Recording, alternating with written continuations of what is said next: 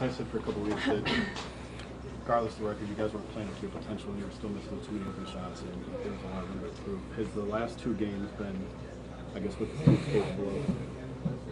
That's what we're capable of, and we've been doing it on both ends the last couple of games. And obviously, people are going to look at the shooting, the way we're shooting the 3-ball right now, but defensively we stepped it up more now, and that's the good thing for me. That's what I like to see.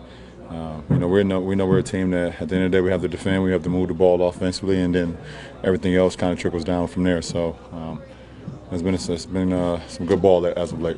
Defense, is that attention to detail? Is that effort? It's a little bit of everything. It's attention to detail, it's effort, it's communication. That goes in with that, and we've been doing that. The way scoring has improved, half the league is averaging more than 100 possessions.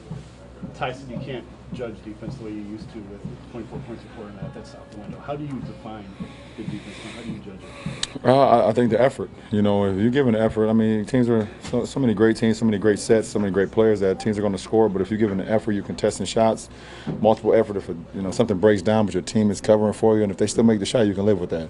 And I think that's what we've been doing. And teams are still going to, like you said, it's more possessions now today. The caliber of plays and the sets and the players putting more points on the board. So I just like to see the effort. When we have the effort and the communication, then we're really a really good team defensively. It's only been 2 games, but Kevin's production, is that process of finding him in his spots, or is it just him hitting shots and not hesitating as much as he used to? I don't know. I think he's just back to the Kev that he knows he's capable of being. And for him, I don't look at it as just 2 games. He's been doing it his whole career. He's just been shooting the ball extremely well. No hesitation. We're looking for him. He's looking for his shot, and he's just been on time and on target. I'm not saying that last year you would have lost tonight, but if you remember, there were several games against lesser teams that just didn't work out.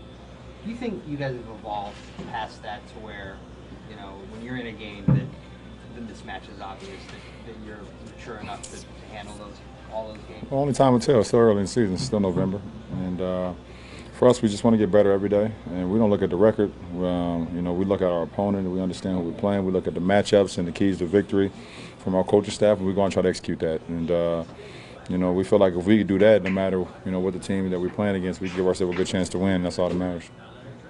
We talked to Kevin about tomorrow in the Ohio State game. You guys are doing some really cool things this year as a team. Is that just the way the schedule has fallen, or is this team just naturally finding more things to do together as a team? I think it's a little bit of both. I think it's more the way the schedule has fallen.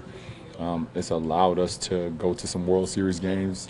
We actually, game 1 was they pushed the time back, so we was able to go to that game, and then the next day we didn't have a game, so we was able to go to another game, and throughout the whole playoffs, it was kind of worked out that way, And with tomorrow, us playing Sunday, we have an opportunity to go down to Columbus and watch a unbelievable, battle between 2 great, colleges. So. I think it's just it's the schedule, but also at the same time we have a great coach that understands history, I guess. And stuff like this doesn't always come around. World Series in your backyard, and obviously our Buckeyes have been very successful, but you don't know how many times it's going to happen. So you go down to Columbus for a 2-3 matchup. It's perfect timing. How much fun is this going to be there as a fan? I don't know. We'll see. They go ahead and take care of business. It's going to be really fun. but you've been able to, like you were saying, to go to these games as a fan. Yeah. Well, it's I don't want to say it's fun. It's almost like it's very, I guess, humbling, and it's like I just appreciate it. I grew up watching World Series games and watching finals games and watching rivals, North Carolina versus Duke, and Ohio State versus Michigan, and watching all these rival games. And for me to be in a position where I can actually go see them live, being a sports fan, it's pretty cool. Will you address them before the game? No, I don't think so. It hasn't come up. I'm a little weird about doing that. Why? If I was to do it, it would be like the game before. But the day of the game, I get a little weirded out about that because if they lose, then I feel like I had something to do. I don't like that. I don't really like that. I don't like it. Sorry. At one point, Sorry. like, you kind of went back to your whiteout days with a nice bomb from Kevin. Put up the touchdown sign. Yeah, I mean, I've been in that position quite a lot. Going out and running a streak route and just, listen, I could just hear my wide receiver coach in my head saying, get it at its highest peak. You get the ball at its highest peak, then you don't get, the cornerback or the safety an opportunity to take it from you. So, Kev, I mean, he's been doing that since grade school, doing those outlet passes from his chest or over the head or whatever the case may be, and I'm just happy to be on the other end of it. Seemed like you wanted one earlier in the game. Yeah, and it's up to him. I mean, he's a quarterback.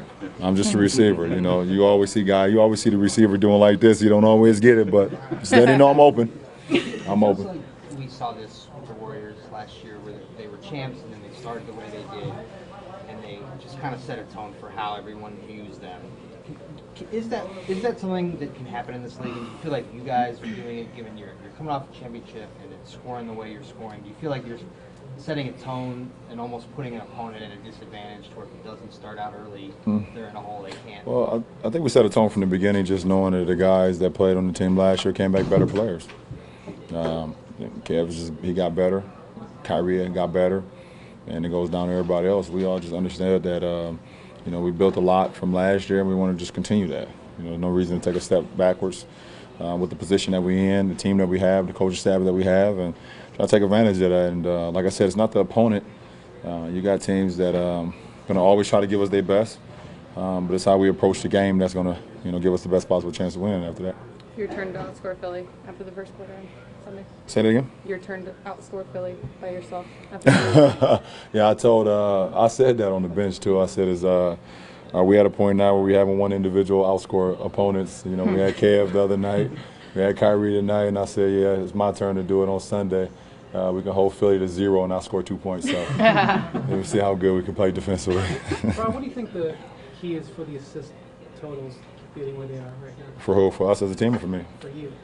Guys just making shots. For me, I just got to put the ball where all of my guys got to do is just catch and finish. It's my responsibility to know how my guys like the ball, if they like it with no seams or with seams. I know that might not make sense to some of you guys, but some of the guys like Wait, Nicky, how do you do that? You just get the ball right in my hand before I throw it. I know the guys on our team that don't like seams. I know the guys that like seams. I know the guys that like the ball high when they catch it. I know the guys that like it low, midsection. So, I know exactly where, my guys want the ball, and I just try to put it on there on time, on target, where all they got to do is catch and fire. And, but they still got to knock down the shots, and that's how I get the assists. So it's those guys working on their craft that allows me to do that. You play with a lot of talented teams, a lot of great players, but you've never assisted at this level before. So why now?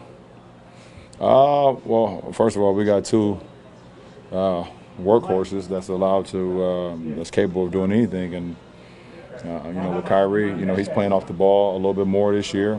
So, when I'm getting the ball to him, he's catching and shooting. Kev is catching and shooting, and obviously we missed Channing tonight, but he's doing the same thing. You add JR and the rest of our group in there. Guys are just, just knocking down shots. They work on their craft every day, and I'm just the recipient of getting the assist. Yeah, I think it's make or miss, but also just shooting my shots that are there, just not hesitating on them. I think catching them in rhythm and shooting them.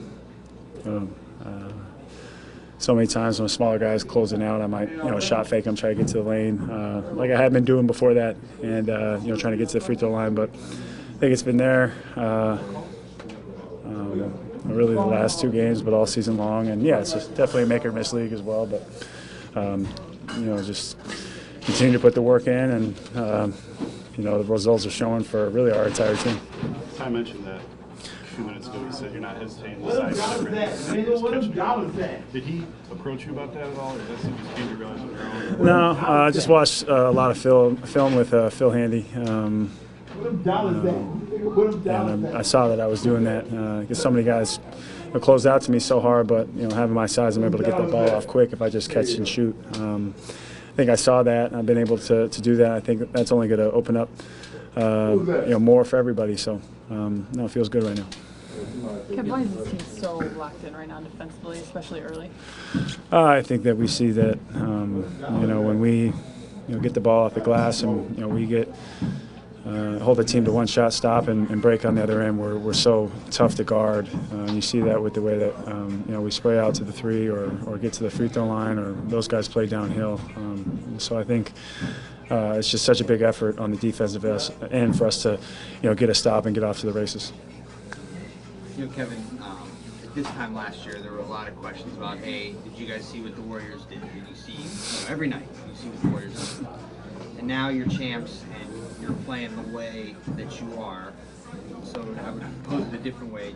Do you see how you two both kind of seem like on a collision course? Like you're both, you guys put up 137, they beat someone by 49. You guys win by 38. It's just like every night, Right. You two are just tearing everybody else apart. Do you see this collision course coming? Well, it's two really good teams. I mean, they lose Barnes and Bogut and a couple other guys, and they add Durant. So they're a very, very good team. There's a number of good teams in the West. The East continues to get better. So I think that there are some juggernaut teams in this league, but there are also a lot of quality teams that at any given night, and you always see matchups in any circumstance that are tough. It'll be interesting to see how it all plays out. But I think both teams are playing good basketball right now. You outscored Portland the other night in the first quarter. Kyrie did it tonight. Is it Bron's turn next? Yeah, it's Bron's turn. You got to do it Sunday. No, it's Kyrie had a great thing going tonight. Great rhythm. I don't think until the almost midway through the third quarter he missed a shot. So he was playing great. That's him, man. He made some really tough shots. Had a great rhythm going, and he's been that way all year. So we expect nothing less. What's the coldest temperature you've attended a football game? I don't even know what to expect. I think we're going to be undercover in some sort of a heated room, but I feel bad for some of the rest of our traveling team who's going to be out there. It'll be tough to have to be bundled up and have the scarves and hats and layer up. So it'll be fun. It'll be a lot of fun to see that tomorrow. I'm excited. You had no problem wearing a tribe jersey. You got UCLA. I talked to Dunleavy about it already. He said he can't do it.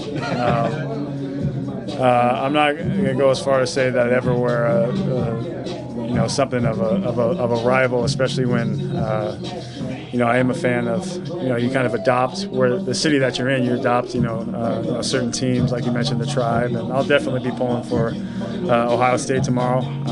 But yeah, it's tough when I went to UCLA, and I'll still have a favorite in the game, but I'll be 1 foot in, almost 1 foot out kind of. I don't mean that really. I'm going to be pulling for Ohio State. You guys are pretty cool stuff. World Series and now tomorrow. We were just talking about that before the game. Like I was talking to Dunleavy, we were sitting there getting treatment, and we said we've been able to do some really, really cool stuff. And this is for Mike. It's been like this first 3 or 4 months here. He's got to do some pretty cool stuff. So. Well, I was going to say, I think like a bunch of guys went to the Kanye concert. Is this just timing works out, or does this team do things that other NBA teams don't do? I think both. I think we're all so close that we find ways to.